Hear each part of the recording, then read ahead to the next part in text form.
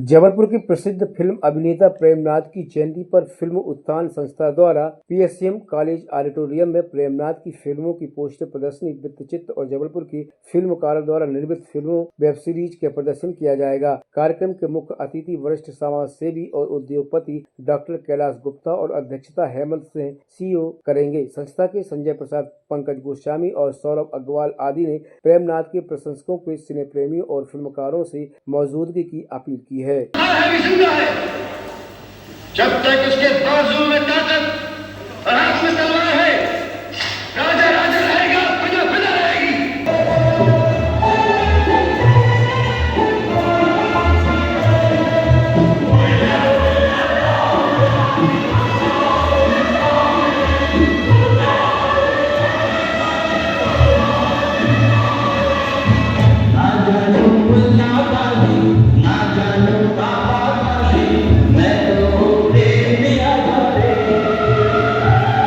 आज गौरव का विषय है कि संस्कार धानी और हिंदुस्तान के हृदय स्थल के नर्मदा की माटी के पुत्र प्रेमनाथ जी की 98वीं जयंती मध्य प्रदेश शासन के पर्यटन विभाग द्वारा फिल्मोत्थान संस्थान के सहयोग से कराई जा रही है। निश्चित ही ये उस महान कलाकार के प्रति सच्ची श्रद्धांजलि है जिसने अपने अभिनय से पूरे देश के दिलों में अपना स्थान छोड़ा है। वो राज कपूर के साले तो बाद में हुए हैं, पहले रिश्तेदारी थी उनकी। और जब 23 साल की उम्र में राज कपूर जी किसी काम से रीवा आए थे, प्रेमनाथ जी ने दरवाज़ा खोला, बाजू में कृष्णा जी खड़ी थी।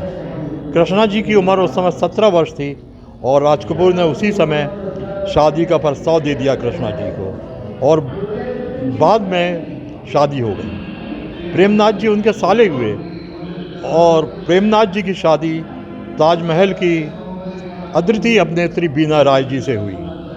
प्रेमनाथ जी ने अपने समय में जो गॉडफादर फिल्म, चंगेज खां, बॉबी, तीसरी मंजिल में जो अभिनय किया है, निश्चित भी आज लोग जो बोलते हैं वो उस समय के शताब्दियों के अभिनेता थे।